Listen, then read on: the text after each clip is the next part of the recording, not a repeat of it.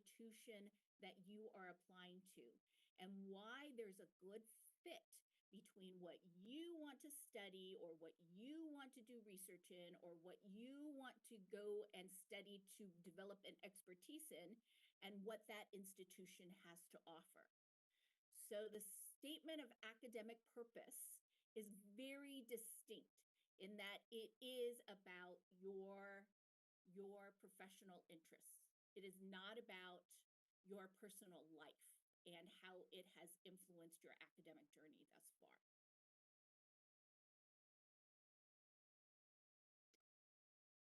Now, your writing should be clear, it should be concise and substantive. And your audience is going to be faculty.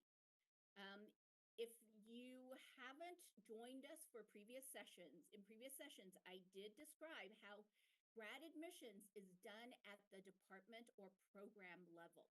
And so the people who are making selections are faculty, right? So everything that you write and construct should relate to what faculty are interested in learning about you. So in the statement of academic purpose, there are some key things that faculty want to know about you, okay? They want to know, why do you want to go to grad school? You know, they want to know about your research interests and experiences, your interests as a practitioner, for those of you who want to go to master's, how you think about and approach challenging problems. Do you have an interesting perspective on a particular subject? They also want to know why you are choosing to apply to them, to that particular program. You know, they are interested in knowing, is there a good alignment between what you want to do and what the program has to offer, what you want to do and what the faculty in that particular department is doing, right? And so this is what you are going to be covering. And based off of all the things that you put down there, you know, you are making an argument about why, out of all those hundreds of applications they are going to receive from promising applicants all over, they should choose you. So this is the purpose of the statement of academic purpose. Now, one thing that I do want to caution you about is that up to now, you have been encouraged to be like really, really busy and get involved in a lot of different things. I'm just going to warn you right now that the statement of academic purpose is a 1 to 3 page document, right? This cannot be a dumping ground for everything you've done as an undergrad. So you have your CV where you can put a lot of the different things that you've done on there, right? So you can't be repetitious in this document, right? You have to be very strategic about the things that you choose to highlight in this statement. It is not going to be a repetition of everything on your CV.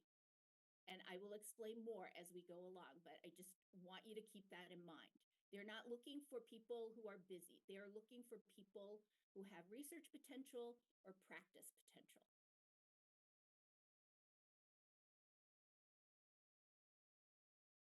Okay.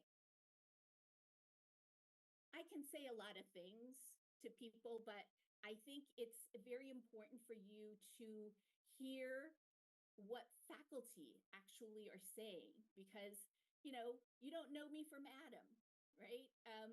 And so you may say, well, Dean Yu, is that really accurate? So you tell me, all right?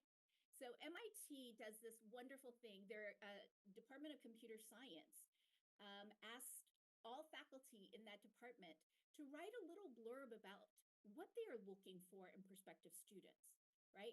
And it's just a really it's a gold mine of information for CS students who are applying. So, you know, I wanted to highlight a few of the comments that faculty made. And the first one that I want to highlight is Helena Golland. So what does she look for? The essay should focus on your interests and look to the future. Describe what problem you would like to tackle in the future and approaches you might want to take. Even if I disagree with what applicants write, it's revealing on how they think and it gets me interested, right? Keep your description your description of your very impressive past projects to a minimum, right? Mention them only as a support for what you want to do in the future, right? So how all of this stuff connects to what you want to do in the future, right? So she's telling you, don't make it a dumping ground. Your CV and other sections of your pity to use your essay to rehash it again.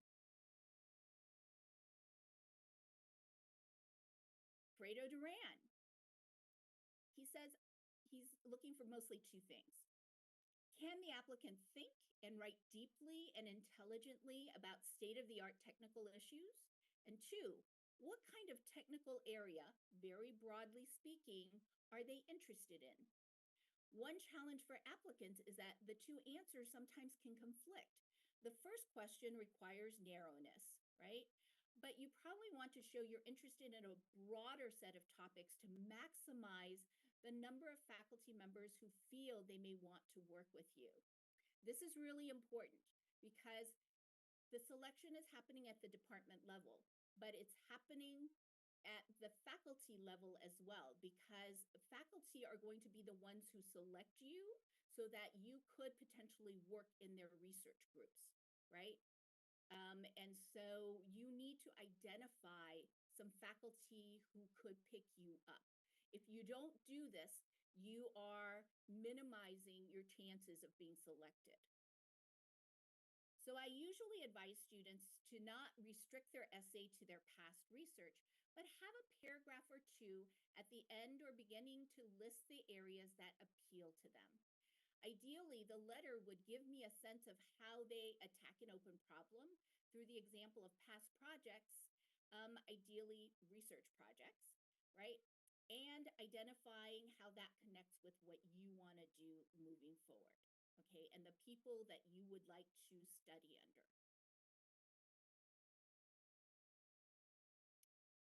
So this is Carl Berggren. An application essay provides a number of useful information points when I'm reading the candidate's application. I'm mostly looking to see if the person can communicate clearly. Second, I'm trying to find out a bit about the person, especially their personality and motivation, right? And I will talk a little bit about this and how they think about science and engineering. Finally, I'm interested in learning a bit about the circumstances that have shaped the candidate's life. This is the place where I want to know if the person has faced exceptional challenges or took advantage of a unique opportunity to do something special. Now, this may sound like it's it's sort of countering the advice that I gave you about like what's the personal statement versus the statement of academic purpose. But the information that you put in about a personal challenge has to serve a very distinct purpose in a statement of academic purpose, right? It should highlight how you overcome a particular challenge to proceed, right? And because they are looking for students who are persistent, right? And persistence is important because grad school is hard, y'all. Research is hard. And more often than not, you are going to fail in the research that you're doing. But failure in and of itself is like a good thing because not everything that you try works. So when something doesn't work, do you get down and dejected and can't move forward? Or do you think about it, reflect on it, and think about ways that you can, redo something or think about something differently, right? These are the qualities that they're looking for in a good applicant. So you don't talk about like all of your life experiences, but if there is something that highlights your persistence and tenacity, this is something that you could put in there. Because of the importance of writing in an academic environment, I'm looking to see if there's structure to the essay and if the paragraphs are well formed. For me, the essay is really not usually the main compelling reason to admit a student, but an essay that's over the top or is poorly written or poorly structured sometimes puts me off a candidate who otherwise would be a possible admit. All right. So going back to the points that I made before, it needs to be clear, it needs to be concise, and it needs to be well structured. All right. So I don't have like some amazing formula for how to do this, but I want you to think of this as sort of like a journey that you're going to write about. And every journey and every story should have, the basics, the who, the what, where, and why. Okay. And a lot of my colleagues often talk about creating a great introductory paragraph or sentence to grab the committee's interest. Now, I think this creates too much stress for people, and it can come off as somewhat gimmicky unless you do it well. So I'm going to recommend drafting a much simpler statement that covers the basics, right? The basics of what the faculty want to extract from your statement. And then once you have the basics down, and if you have time and want to get a little bit fancy, then you can turn your mind to creating something catchy. So you can do that afterwards. But I think the most important thing is laying down the foundation of your statement first before you do any of that. Okay. And remember, you are applying to STEM PhDs or master's programs. So the admission committees are going to be scientists, they're going to be engineers and researchers. So you are not going to be judged for the stylistic elements of your writing. They're not, English professors. So the story that you should cover covers the basics. Who are you? What do you want to do? Where do you want to go? Why are you motivated to do this work? And why do you want to work here? So I'm going to walk you through the basic formula for this. Okay. All right. So this is the beginning of your narrative, right? And you talk about who you are. There are a variety of ways that you could do it. So if you have sort of a nice sort of theme that sort of works through, the beginning of your undergrad journey to, where you are now, then you could sort of start off with that theme, or you could start off very basic. Either one works. So this is the more thematic one. I've always had a keen interest in mathematics and physics, and with time, it extended into the field of mechanics. Before I knew it, I was deeply interested in understanding the working of mechanical systems. It started as a matter of pure curiosity, but the more I researched about it, the more I wanted to know and explore this field, right? And then it'll go on. This is potentially one way that you could do it. Other people sometimes use like a phrase that has been pivotal for their development, or an anecdote about something they observed or something that someone told them or something that they experienced, right? But it's not about the anecdote. The point is that it has to lead to your interests and what inspired you to study what you're studying. Okay. The other basic way that you could do it is just being who you are. You've done this a million times. Hi, I'm Julie Yoon. I do this and this, right? So you could do an iteration of this. I'm currently studying computer science at X University, and I'm actively involved in a research project that's developing an automated system to assist archaeologists in reconstructing excavated frescoes, right? Very short, to the point, direct. It's very clear who you are and what you've been doing, right?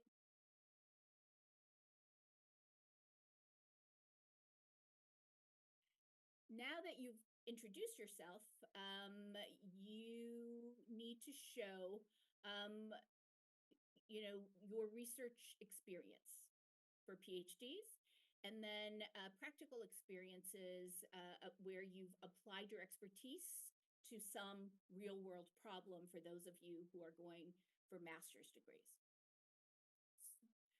So you do something like this. My work focuses in particular on analyzing fracture patterns from images, frescoes, and developing a model of brittle fracture. The project has opened my eyes to a broad range of research in computer graphics and motivated me to undertake further study through a PhD program. I'm especially interested in problems of visualization, computational photography, and simulation. All right. Now, chances are many of you have multiple experiences that you can write about to talk about sort of your credentials and why they should choose you, right? You've got all of this experience and you've got all of these skills that you could bring to a graduate program. So how do you write about all of these things, but in more detail? Because what you wrote about here is sort of like a general description of what you've done, but it doesn't go into detail about the expertise that you've developed. So I've created sort of like a basic formula for that because sometimes it's challenging to figure out like how much detail do you go into, how much context do you give. So here's the structure, okay? When you're writing about your research or practical experience, I recommend that you keep it really, really simple and clean. You define the problem or the task that you worked on, and then you talk about how you approached the problem or what you did very briefly. And then you talk about anything that you produced, any outcome or output. And then you sum up with a statement about your contribution to a larger project. Most of you probably don't have like freestanding projects, right? Whatever project you may have worked on may have been part of a larger project, right? And so think about like where does my research fit into the broader scheme of what was being looked at? Okay. And then you repeat this process for that next thing that you may have worked on, right? And so you could do this several times, all right, before you get to the end. So what does this look like? Okay. So this is an example of how you use this formula. I conducted research that analyzed fracture patterns observed in frescoes excavated from Site C. Okay, so this is talking about, okay, what did you do? You're defining what you did. I developed a two-stage processing pipeline for this purpose. In the first stage, I used an interactive program to trace detailed fragment boundaries and high-resolution images of manually reconstructed frescoes. The output was a polygonal mesh with each polygon representing a fragment, right? So do you see very clearly, they're not going into huge detail about like all the technical stuff and the context of all of this. They make it very clear what they did, what problem they took on and exactly what they did, but they did it very succinctly and clearly. Next, I implemented geometric analysis algorithms to study the shapes and contacts of the fragment boundaries. Specifically, I produced, okay, this was my output. I produced statistical distributions of the lengths of cracks, the angles at which cracks met, the fragment areas, and the adjacencies found in fragment arrangements. Okay, so this is what I did. All right, now it goes into the main contribution of my study is a statistical model for crack patterns of fractured frescoes, which can guide scoring functions used in a computer-assisted fragment reconstruction algorithms, and it also suggests a generative model about fracture processes. Oh, so this is how my bit of research fits into the broader scheme of what's being done in this area. Very cool, right? But it's very short. It actually, even though I broke it up, it's actually one paragraph.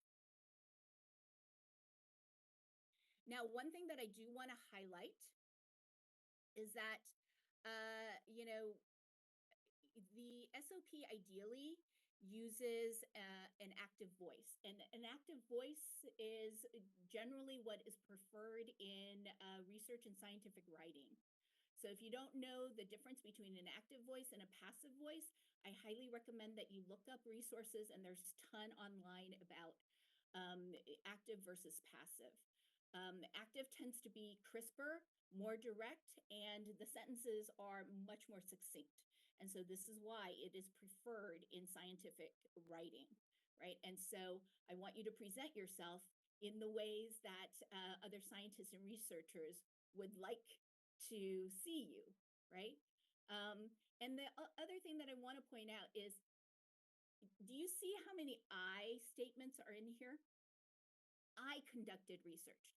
I analyzed. I developed. I implemented. Okay. Now, most of you have worked probably on teams of, on the projects that you did. Okay. This is not the place where you talk about, we did this and we did that. Because when you do that, on one hand, you are giving credit to the people that you worked with, but on the other hand, it becomes very muddy about what your contribution to the part of the research was. And remember, you're the one who's applying to grad school. And so you need to make very clear what you did. This is not the time to be modest, right? You are fighting for your future, and I need you to understand that. So you need to be very clear about what you did and have it clearly represented. All right.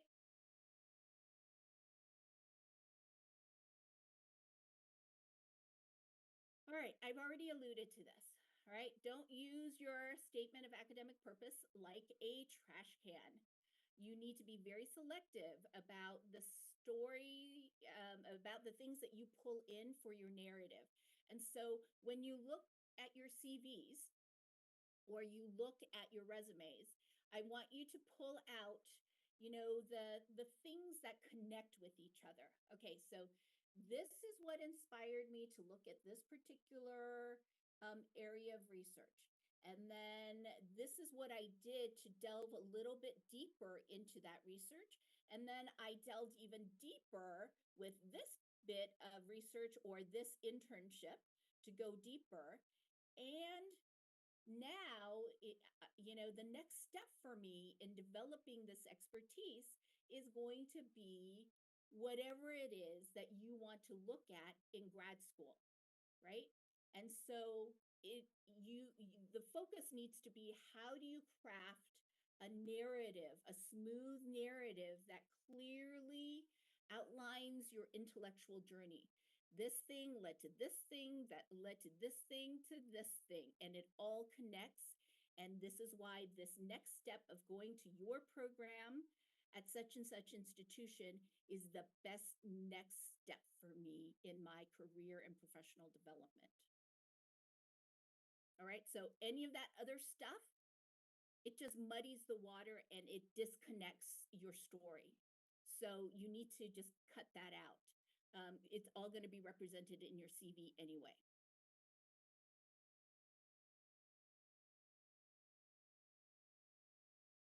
All right. Now, one of the things that is hugely sort of problematic in a lot of statements that I see is that they are too general and too generic, right? Now, you are all, angling to be scientists, researchers, and practitioners, right? And so when you write about something, you need to provide evidence for the decisions that you made, or the analysis that you came up with, right? So you need to practice something called show, not tell, right? So let me give you an example of this. So the top statement is, I'm passionate about sustainability and green energy, right? I see statements like this all the time, right? And then they don't provide any evidence after. They don't do anything other than just make this generic statement. Now, other statements look like this. A passion for sustainability has been the driving force behind my research in developing green energy. I have worked on a variety of renewable energy projects as an undergraduate researcher, and now I am eager to advance my understanding of whatever technology in grad research at Institution X. All right, which is stronger? The first one, which is pretty generic and it doesn't really tell you anything substantive, or the latter, which gives you a clear sense of what this person is passionate about, and it gives you the motivation behind, why they pursued undergrad research, and also now why they want to pursue grad work. So always show, not tell. Okay, if you make a claim, you need to back it up.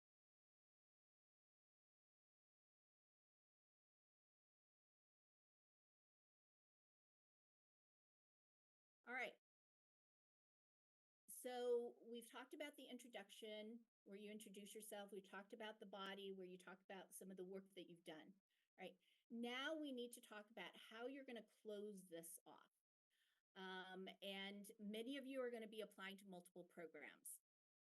And I highly recommend that you personalize each of your statements for each program that you apply to, right? And I'm not saying to write everything over again. Chances are the body you can keep fairly standard, but there may be minor tweaks that you make to the beginning, depending on, how you structure the introduction. And definitely the ending paragraphs should really focus on why you are applying to that particular institution, okay? In my graduate study, I wish to do research in the area of computer graphics with broad applications in other disciplines. For these reasons, and you can be very specific about, what you want to do. For these reasons, the EECS department at Institution X is especially attractive to me. I am intrigued by several interesting research projects carried on by its faculty members. And then you put in the faculty members. In particular, Professor A and Professor B's research application in virtual humans is fascinating. Their work in hair photo booth, geometric and photometric acquisition of real hairstyles, and C's work in a statistical model for synthesis of detailed facial geometry were especially interesting to read, right? So this identifies what they want to do, why they're interested in that particular institution, and names several faculty that are of interest to them, right? So I'm going to tell you, this is very, very important, the last paragraph, and especially, identifying faculty. This applies for PhD students, by the way. Identifying faculty is going to be very important because the PhDs, your faculty are going to be bringing you onto their research groups, and they're going to be paying you to do research. The master students, you are not going to be hired on by faculty. You're going to be admitted into a program. And most of you, most standard masters, you are going to be paying to go to school, right? But there's a lot of competition for master's programs, right? And so you need to identify why there is a good fit between you and what you want to do in your career and what the program has to offer. So you will talk about like the programmatic elements of a master's program that is of interest to you. And so you need to make sure that there's a good alignment between what you want to, the expertise you want to develop, and what the program has to offer. So this is sort of a summation of, the general outline of a PhD SOP, right? So the introduction, who are you? Discuss your passions, your personal commitment to the field of interest, and how this passion and interest developed, and where you want to go. So you can do something very, summative, and I can potentially show you sort of a paragraph of what this looks like later on, but you guys get to vote on whether you want me to go there. The body is, describing your research experiences and accomplishments and your current interests and why you're pursuing graduate education. And then the current conclusion ends with why you would thrive in that particular training program at that particular institution, and naming at least 3 faculty with whom you might be interested in working into a particular program. And if there are no faculty or just one faculty doing research in a particular area, I want you to think very carefully about applying to that program, because there needs to be a fit. And if you apply to a program where, say, there is one faculty doing research in that area, you don't know whether that faculty member is taking new students that particular year. So it does reduce your chances of being admitted into that program, right? And so, you need to factor that in. And this is why it's really important to identify at least 3 people that you could see yourself working with. Okay? For the masters, you talk about the introduction, discuss your passion, your personal commitment to the field of interest, how that developed in the body. You describe all the practice-based experiences and skills and expertise you've developed along with your accomplishments. And then you describe your current interests and why you're pursuing graduate education. And it's really important to emphasize a particular area of expertise that you would like to develop and how you would like to apply it in the future, right? How this aligns with your future career goals. And then the conclusion, like I said before, is where Risolgi you MMR talk review. about why there's a great alignment between what you want to do and what that institution has to offer, and how you would thrive in that training, right?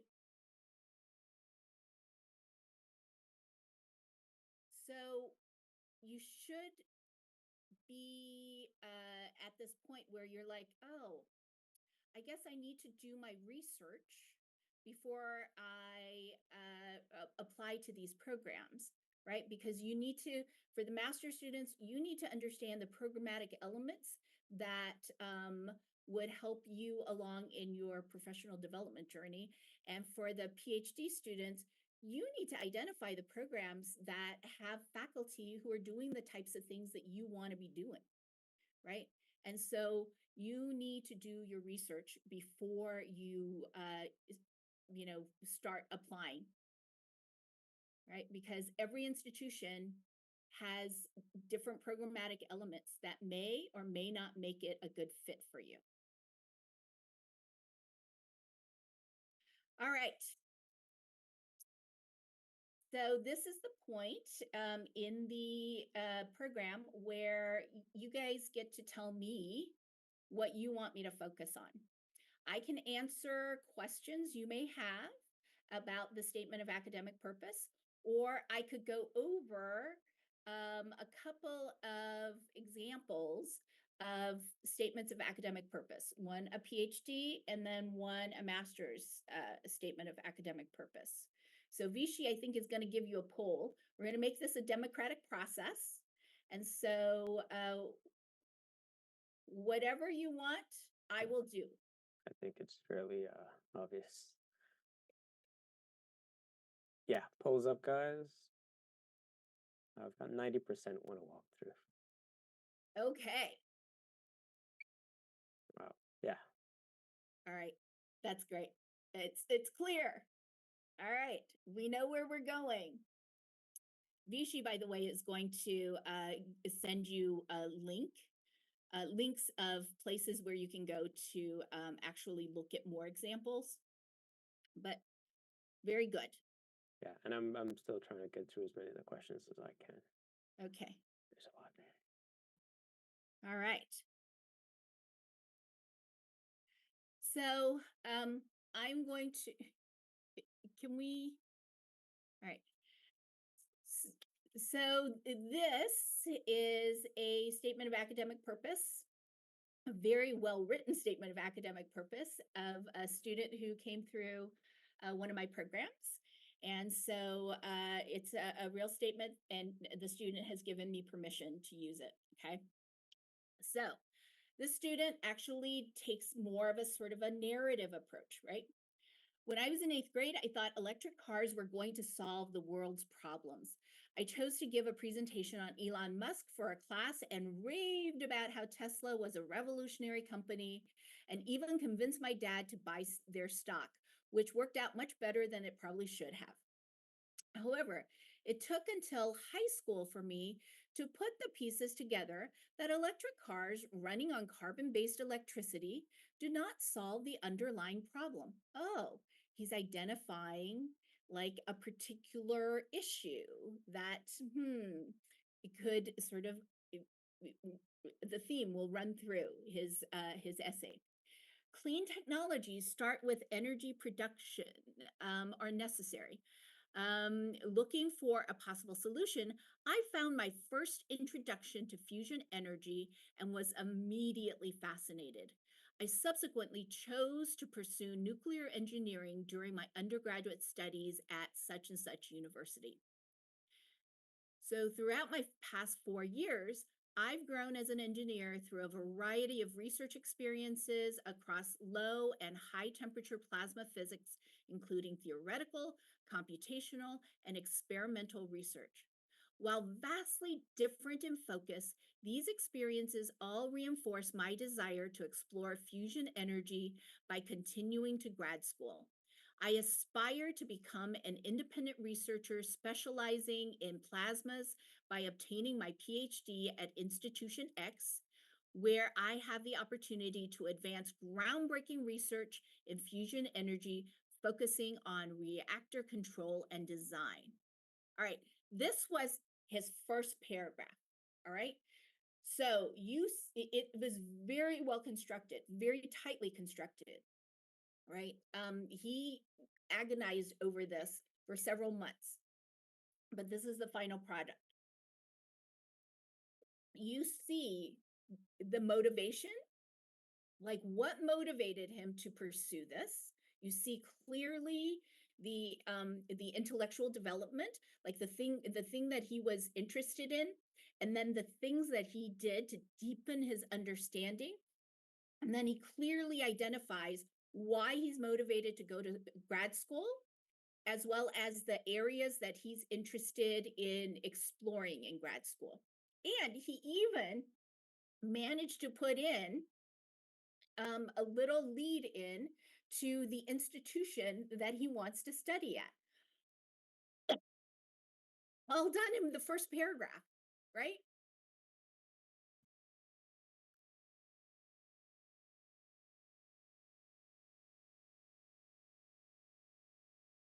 All right. So I'm not going to give you all of the research projects that he worked on, but he used the formula that we talked about to describe his research experiences.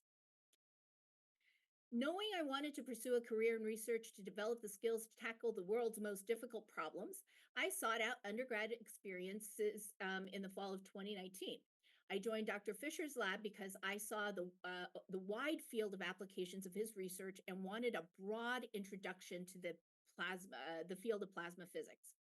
My initial project was a space charged limited emissions (SCLE), and I developed a theory for non-planar SCLE with a non-zero electron initial velocity, which aided in the modeling of vacuum diode applications, right? He's not going into all the technical stuff that he did, but he is telling you in a very concise way, this is what I worked on, and this is what I produced.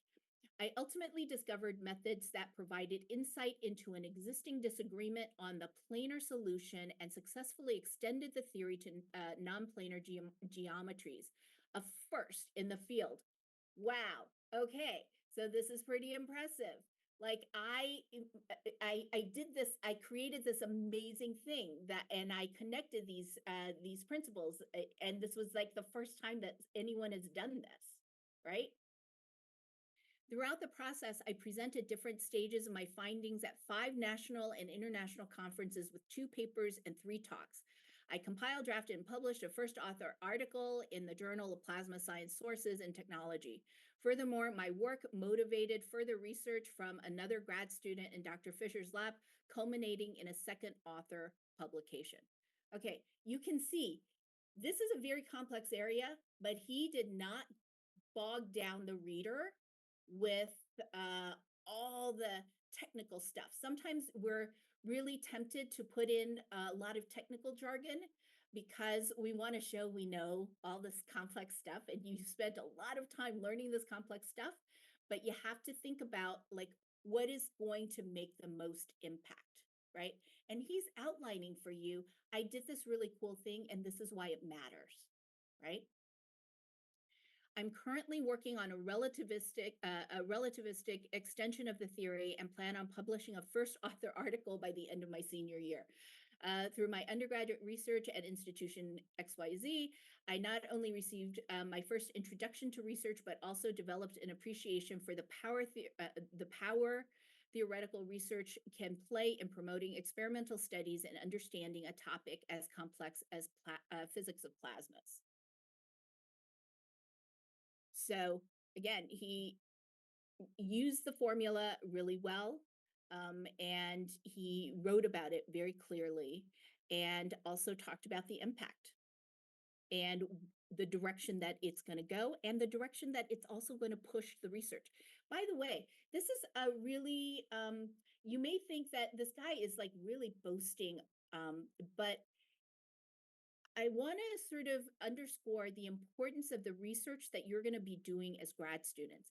If you are going into a PhD program, you are going to go and work in somebody's lab or research group. Now, they are going to guide you in the initial phases of doing research, but at the end of the day, you are going to be conferred your degree. Your PhD is going to be conferred upon you on the basis of your ability to create new knowledge. Grad students are pushing the boundaries of their field, right? And so, you are going to be able to write statements like this at the end of your PhD, right? So this student has already started the process, right? But he understands that this is what's going to be happening in grad school, and he's able to express it.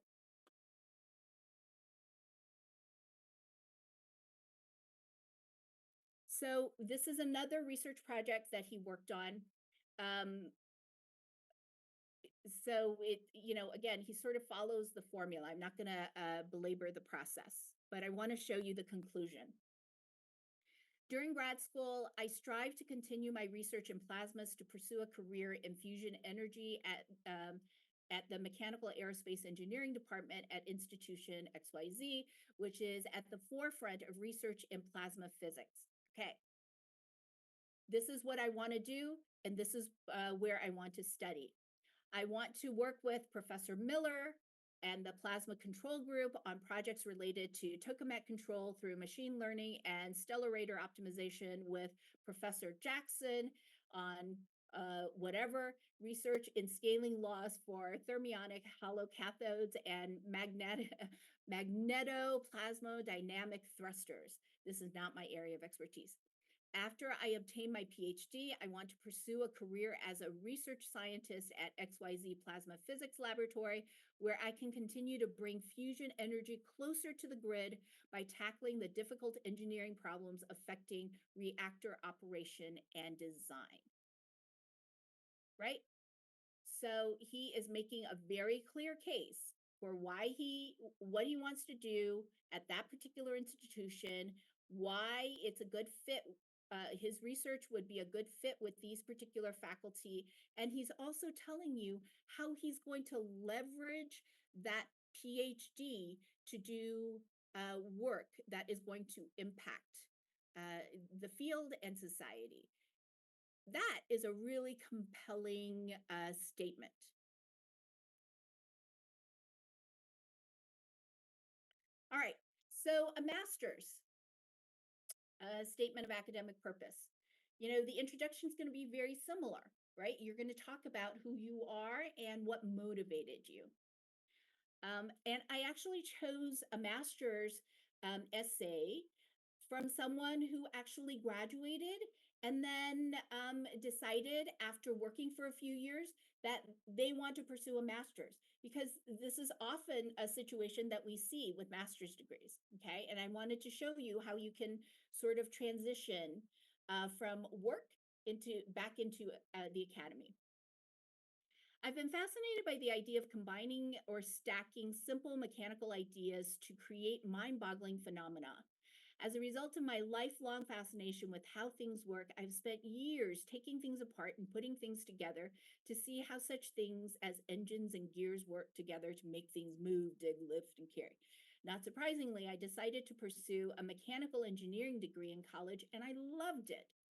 After college, I worked as an engineer for several years, and I've come to realize that the world of mechanics is broad and enormous, and I would be a much better engineer if I could deepen my understanding of whatever it is that he wants to do or she wants to do, and develop expertise in this particular area. So in this statement, you clearly see what the interests are. You clearly see, the motivation and what they want to do. Now, this is where they talk about their work experience, right? And if you were writing an essay, you would flesh it out more, right? But I'm giving you like a brief synopsis of what he wrote about, or she. Through my internship in my last year of college, I was able to obtain a lot of experience in the field. I was employed by whatever tools company, a prominent agricultural tool manufacturer, to work in the manufacturing and maintenance department. My tasks were to boost the efficiency of the manufacturing line while working under the direct supervision of the project engineer. I noticed how minor details, which are typically missed by beginners, may have a huge impact on the velocity output.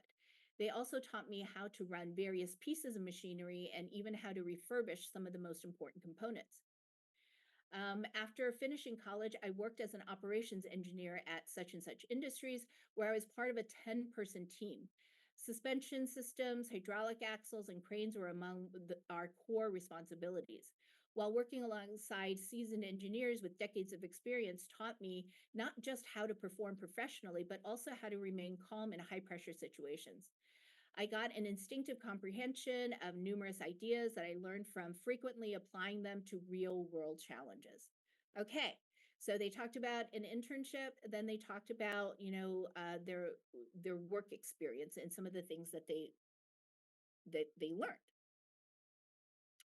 Now, there in the next body paragraph, they're going to talk about like what motivates them to go pursue grad school. I feel the need to upgrade myself with higher education after accumulating over 5 years of work experience and achieving a functional understanding of industrial operations. I've always been interested in keeping up with the newest technological developments in industrial practices. However, I've recognized that I've reached a stage in my job where I need to take a vacation from work and focus on my studies in order to advance. Now, to me, this is too general, but this is where you would put in the details of like what what in particular is it that would be helpful for you in advancing in your career? Like what in particular would you like to learn? And so this person will talk a little bit about that in this next section. After reviewing the benefits of many programs, I've decided that the courses offered by your program is the best fit with my professional goals. To begin with, your program places a heavy emphasis on practical and experiential learning in whatever field. When I looked through the program description, I was also impressed by how current and industry relevant your courses were in such and such area. Um, the courses cover the exact areas in which I would like to develop my expertise to advance in my career. I'm also impressed with the placement record of your graduates in top tier firms. All of these reasons together convince me that I would get my training needs met at your particular institution, right? So for you, you would need to flesh that out a little bit more. But again, you can sort of see, you introduce yourself, you talk about what you're interested in, you talk about your journey of professional development, and then you end with why you think that there is a good alignment between what you want to do and what the program has to offer. For the PhDs, what you want to do and what the faculty in those departments are doing. There is a good alignment, right? And that's it. Okay. I can answer a few questions, but I may want to give you a couple of tips. All right. You need to keep it short. Remember, it's 1 to 3 pages, and a lot of places are going to give you a page limit or word limit. So if they give you a word limit, follow that. Now, after you write your statement, I want you to set it aside for a day, and then I want you to come back. And then I want you to ask yourself, okay, if I were to read this as someone who doesn't know me, would I be able to answer the following questions? Okay, then these are the questions that faculty are going to be asking themselves after they read your statement. Why are you applying to grad school? What is it that you want to study? Why are you so interested in this field? Why are you interested in this program? Who do you want to work with? And do you think you're prepared for grad studies? Right? So if you can't answer all of these questions, then you need to go back and tweak your statement, right? All right. I'm going to give you, for those of you who need to go, you need to go. But for those of you who want to stay and ask a few questions, I can give you until 5:15. I will answer as many questions as possible. Got about 10 left. What should I emphasize in my statement of purpose if I haven't been involved in research at an undergrad level? So are you interested in going to a PhD? PhD. Okay. So chances are, if you have been in a science field, you've probably been involved in clubs or competitions, or you may have been engaged in projects team projects for courses. You know, so you can talk about some of those things as inspiration or things where you learned about, you went deeper into something. Or you can talk about how, maybe some of the coursework motivated you to really learn more about a particular concept area or something. But chances are you've got some degree of experience working on projects, even though it may be, through courses and whatnot. And so you can tweak that. The other thing that you can do is, I'm going to be honest with you. It's super competitive. PhDs are super, super, super competitive because, again, faculty are going to be choosing students who are interested in doing research and who have research potential. And sometimes the students who have the best chances are the students who can sort of talk about the research that they've done. But if you can talk about a particular research area or two that fascinate you, and how you are thinking about those particular topics, sometimes you can get faculty really interested in the interesting way that you're thinking about something, right? So just because you don't have research experience doesn't mean that you are not allowed to pursue a PhD. It just makes it a little bit harder, but again, it's not impossible. You just have to craft it well. Yeah, I've got an interesting one here. My professors told me directly that mentioning a few papers from a professor of interest that I'm interested in working with may actually hurt my application. This seems to contradict your comments, but I believe both might be correct. as there are a lot of schools to apply to. What's your opinion on this?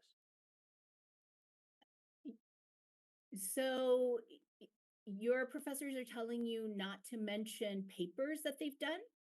Uh, a few papers from the professors that they want to work with. So they're telling you not to mention that. Yeah. Right. You don't have to mention that. And I am not necessarily saying that you have to mention that, but I am going to tell you right now, if they don't, if like whoever's reading your statement does not have a clear understanding of what it is that you're interested in working on and with whom you could potentially see yourself working with, you know, um, then, like I said, it's super competitive. It is very hard to keep your name in the pile of, yeses. So you do not have to brown nose. That's not what I'm recommending, but you do need to indicate to them that you understand what the program has to offer and what the faculty do. I don't necessarily recommend that you cite their papers, but you do need to cite the fact that you understand that they work in a particular area, research area. Uh, sorry, let me get a good one. If I'm applying to interdisciplinary PhD program, should I focus on one specific field or should I try to cover both fields at the same time? If I'm really interested in multiple fields, how do I communicate this without seeming that I lack focus? Yes, this is a fantastic question, and I'm pulling out my hair because I deal with this every single year. Okay. So the reality is that most of our fields are very interdisciplinary. Like most of the research that we do at Princeton is very interdisciplinary, right? However, when you apply to grad school, you are applying to a particular program, right? And even though the program may have researchers who are working across disciplines, you are applying to a particular program. So if you say, I'm interested in working with Professor X in this department and Professor Y in that department and Professor XYZ in that department, that puts you at a disadvantage, right? You can talk about your interest in doing interdisciplinary work, but you need to demonstrate that you have a sincere desire to be in that department and working with faculty in that department. If you start naming off faculty in other departments, then they will question your commitment and your desire to be in that department. And once you get in, you can explore interdisciplinary opportunities, but you, in the application process, you need to be all in with that particular department that you're applying to, or else they may wonder whether you really belong there or not. Everyone advises to show passion and potential in graduate applications. How can I effectively demonstrate my potential as a researcher when I haven't delved too deeply into a specific area, especially if I'm more interested in interdisciplinary PhD programs? Would reading research papers in a different field help? And if so, how can I use that to strengthen my application? So you are going to be a researcher. If you're applying to a PhD, you are applying to be a researcher, right? And so you may have done research in a variety of areas, but when you're applying to a graduate program, you need to identify in a general area of research that is of interest to you and why it matters. Why does research in this area matter? Like if you're applying to an engineering program, engineers solve real world problems, right? They're not doing research for the sake of doing research. They're doing research because there are real world consequences and real world impact of the research that they do. And so if you can't identify a particular area of research, you can talk about like the different research experiences you've had and how they relate to a significant real world problem, right? That you would like to address, right? And you can acknowledge, maybe I haven't gone as deep into this, but these experiences have convinced me that doing research in this particular area to address this particular problem matters, right? And I know you do research in this area, and this is why I want to work with you. An application asks for both a research summary and a statement of academic purpose. How can I differentiate these two? That's an interesting question. I would actually reach out to them and see if maybe um, sometimes programs can confuse the SOP and the personal statements, and so I would just get clarification on that. And then for a research statement, that's sort of unusual. Actually, that's usually at the postdoc level that you usually see research statements being requested, because that's generally what the statement of academic purpose does at the grad level. So, if it's a research statement, are they asking for maybe potentially like a writing sample of a research project that you may have done? Just get clarification on that, because that's actually very unusual at the grad level. If I've already emailed my details to the professor, my past experiences, alignment with their research and background, although the email was admittedly a bit lengthy, I haven't received a reply. Does this hurt my chances of working with them when my application is reviewed? Okay, faculty. Okay, so you have probably been advised at some point by some well-meaning person that that you should reach out to faculty that you're interested in working with, and say, express your interest. The reality is that faculty have to teach, they do research, and God knows how many other things on committees and whatever. They don't have bandwidth. Most faculty don't have bandwidth to respond to cold emails or cold calls, right? So if you haven't received contact from a faculty member, chances are it's because they haven't had a chance to read your email. And chances are they're not going to respond to your email because they get a lot of cold emails, right? Now, I don't think it hurts your chances, but I don't think it helps your chances either that you've reached out, right? Because at the end of the day, most faculty just don't have the bandwidth. I I wish my colleagues in the field would not give this advice, because I think it adds stress to all of you, unnecessary stress and expectation that if you haven't heard from them, that something catastrophic is going to happen. That's not true.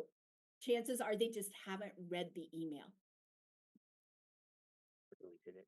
I've also found when it comes to that a bit of a backdoor into getting a line of communication with the faculty member is try emailing the postdocs in the group or the grad students. They're usually a lot more likely to respond to you, and then they can tag their faculty, say, "Hey, this person emailed me. This looks interesting," and they might be more likely to contact you.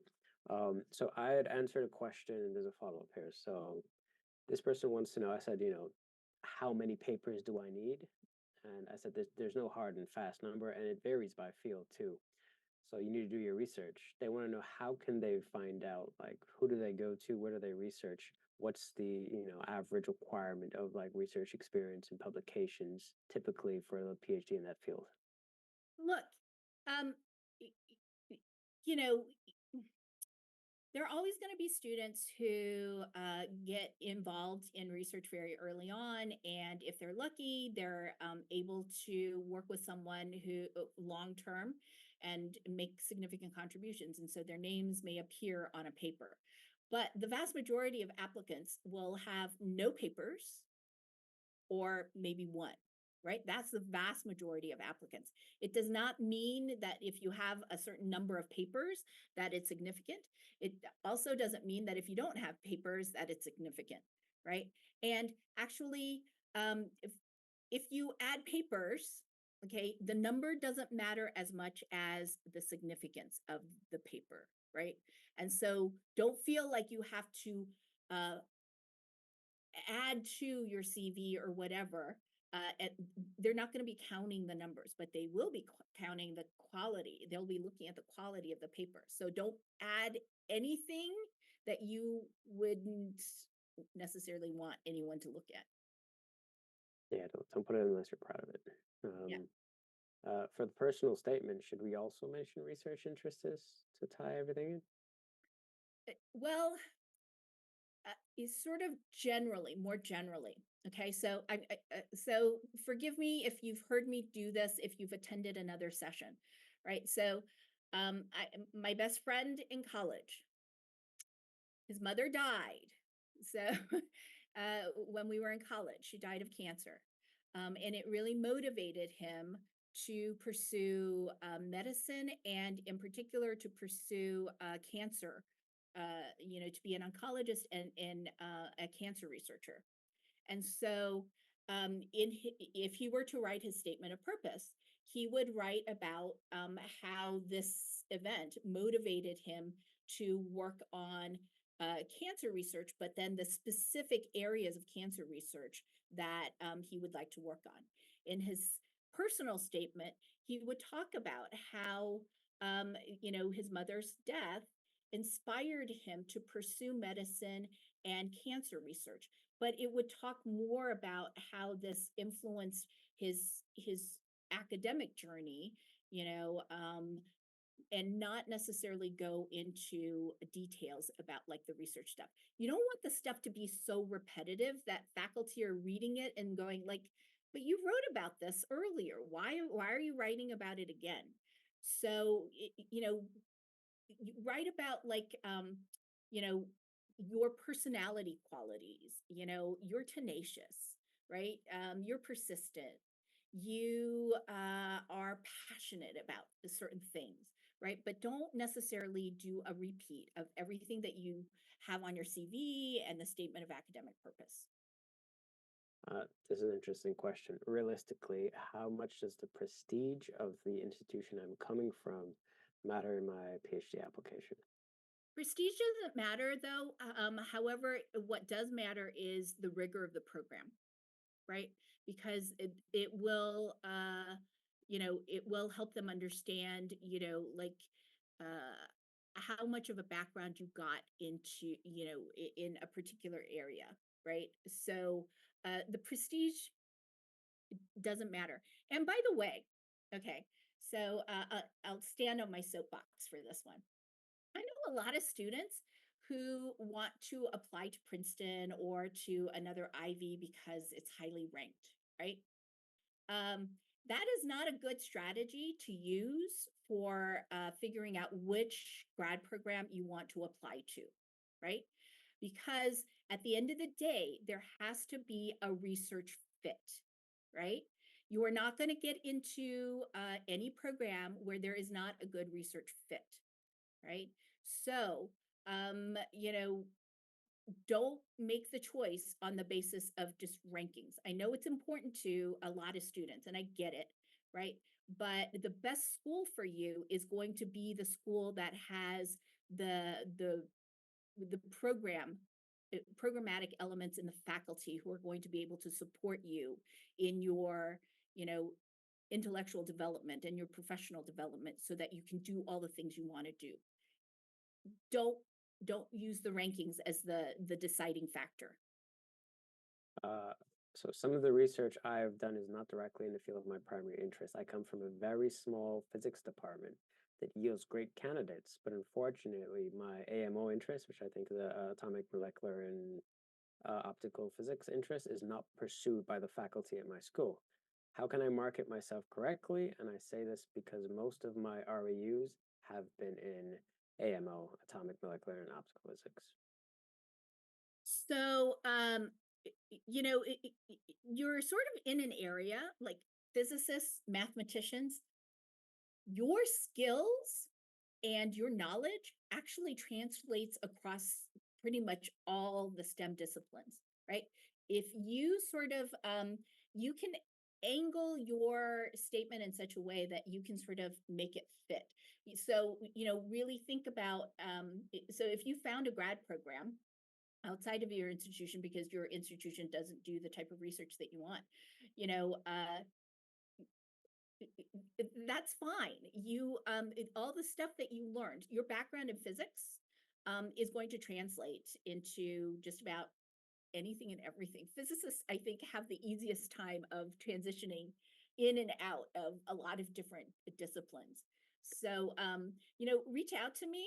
I'm happy to talk to you about this, but this should not be a huge cause of concern. I don't Uh, know whether I answered that question adequately, but I'm happy to talk to you about it. I think so. I think it's probably the last one. You're gonna like this one. How much do my grades matter? And by this I mean, what GPA should I have? And I have bad grades in two foundational courses, but A's and A minuses and everything. Will this hurt me? All right. So Vishy's laughing because he knows I get fired up about this. There are no real cutoffs, okay? And the reason why there are no GPA cutoffs for people is that they are not PhD faculty are not looking for good students. Like a high GPA means, oh, you know how to study. They couldn't care less, right? They are looking for researchers, right? So they're looking at the ways that you have applied your knowledge to do research or applied your knowledge to do internships or something practical in the world. They do not care about the GPA per se. That said, the caveat is they will do a deep dive on your transcript to make sure that you have the foundational skills necessary to really jump into grad research effectively. Now, if you have some concerning grades in the foundational courses that you mentioned, what you can talk about is okay, hopefully they were sort of earlier on in your academic career. If whatever was happening that related to that performance, you will need to address it in some form or fashion, either in your personal statement or have a faculty member address it briefly. Do not go into gross detail about what was happening in your life. All you need to say is if there was some personal challenge that you had that threw you off your game and it impacted your performance in those classes in that semester or in that academic year. But oh, look, see how I've rebounded. And now, my grades are a true reflection of my ability. You need to be able to have yourself or a faculty member address that. You do not need to go into any more detail than that. Please do not go into any more detail than that because one, it's nobody's business what was happening in your life. It's sufficient to know that something threw you off your game. And two, it's distracting. I've seen people put, entire life stories trying to explain why, they got a C in a particular class. It's very distracting, and you don't know how people are going to read into what you write. So please keep the details of any challenging situations to a minimum. And I think that's it. About 5:20 right now. Okay, But yeah, all the unanswered questions, I will save them, and then we will also generate through this. We'll generate like a FAQ, and we'll send it out to you. great. Yeah. So thank you everyone for attending, and I hope this was helpful. Vichy, let me see. Let me see if I can advance my slides. Oh, wait. Reach out to Vichy if there is, if you have like a tricky situation and you want a little a brief consultation on how to address that, and we might be able to sort of make a meeting happen. Right, Everyone has Vichy? my email. You would have gotten the invite through my email, and I will be circulating a condensed version of this, a tip sheet with also like a template of a good SOAP. Also, some resources where you can see successful statements of academic purpose, and maybe some other resources to help you kind of craft this. But thank you everyone for coming today. Thanks, everybody. Have a good weekend. Bye. Happy writing.